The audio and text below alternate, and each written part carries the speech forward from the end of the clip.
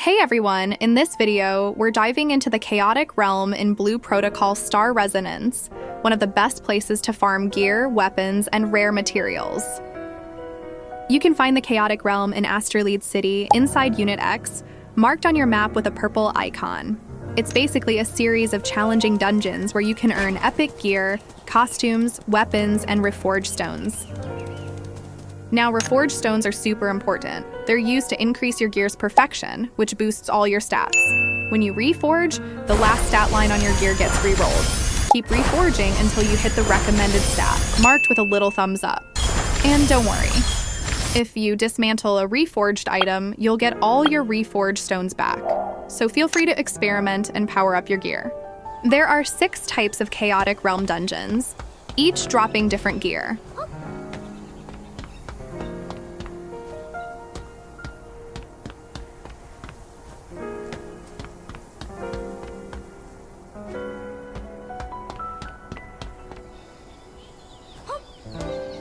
You'll also find 3 main difficulties: normal, hard, and master. Normal mode lets you play with AI teammates, which is great for learning the mechanics. Master mode has 6 levels. From level 1, which drops level 60 gear, up to level 6, dropping level 80 gear. Each chamber has its own ability score requirement, and of course, the higher the difficulty, the better the rewards. There's no entry limit either, so you can challenge these as many times as you want. Every dungeon supports up to 5 players, and if you go down, you can respawn after 10 seconds or have your teammates revive you. For beginners, the first dungeon you can enter is the Goblin Nest. Ability score requirements.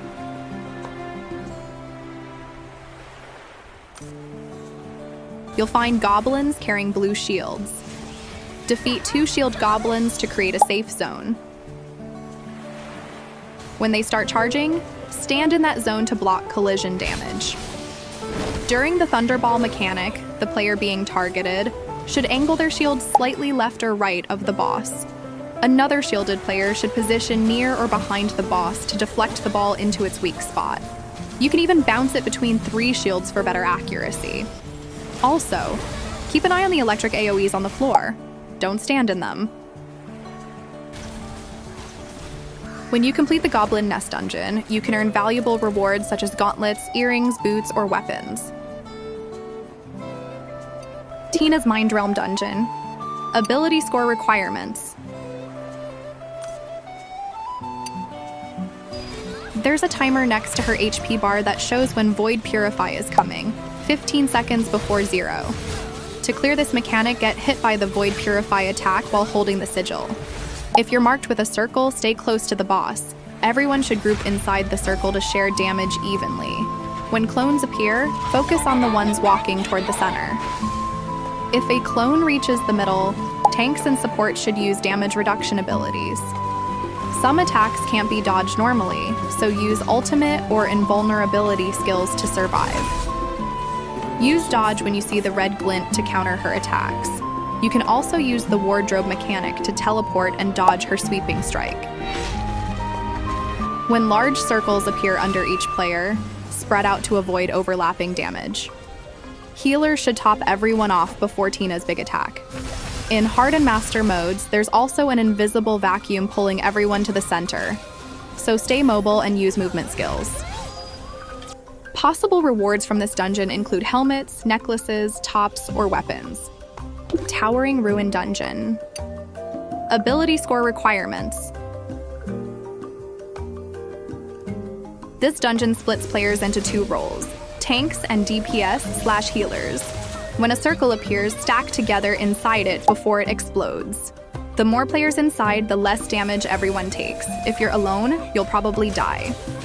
The tank needs to lure the boss around while the other players enter an alternate dimension to collect 100 points by killing mobs and gathering blue orbs.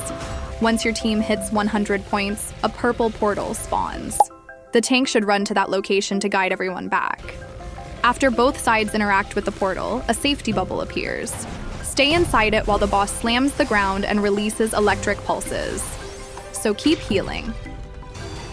When the laser appears, block it from both sides and rotate who takes it, since it applies stacking vulnerability debuffs.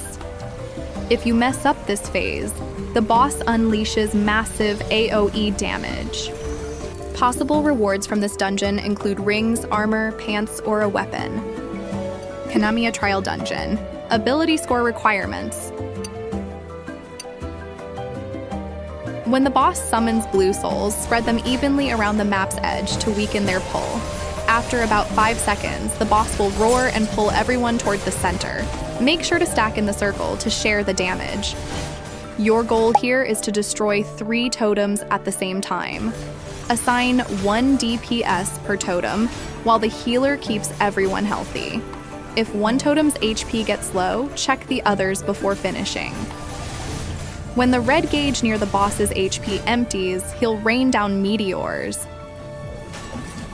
Keep moving to avoid them. And when he charges, stay clear.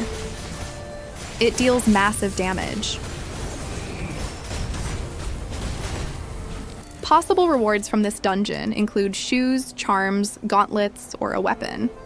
Dragonclaw Valley Dungeons. Ability score requirements.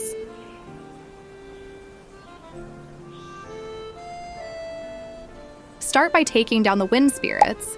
Each drops a wind orb, giving you plus 10% attack and minus 10% defense. When the boss flies into the fog, look closely. One of its wings will glow. When that happens, dodge to the opposite side to avoid the dive attack. Watch out for tornadoes and explosion markers, and if you get tethered by electricity, move away from teammates to break the link.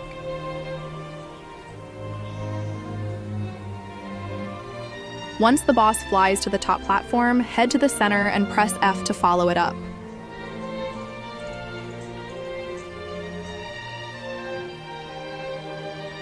Destroy crystals to drop more wind orbs for extra attack boosts.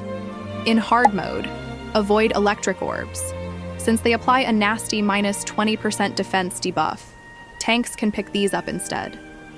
Possible dungeon rewards include left or right bracelets, mouthwear, or a weapon. Dark Mist Fortress Dungeon.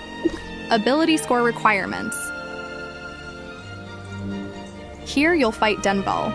You'll notice a void corruption meter on your screen. When it reaches 100, you instantly die.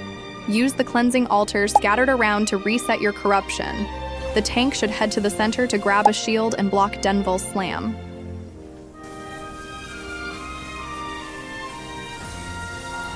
After that, void orbs and light orbs will start flying in. Void orbs increase corruption. Light orbs reduce it. Other players need to intercept void orbs and let light orbs reach the tank. Once the timer under Denval's HP bar ends, he transforms into Phase 2. Cleanse again, then move to the safe zone before the explosion. If you're marked with decay, spread out. Tank should drag the puppet away while DPS focus on burning down Denval fast.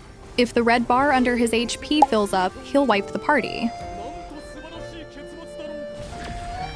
Possible rewards from this dungeon include the Banelord weapon appearance or a weapon. That wraps up our Chaotic Realm guide. With the right strategy and teamwork, you'll be able to handle every boss and conquer each dungeon with ease. Thanks for watching, and see you in the next adventure.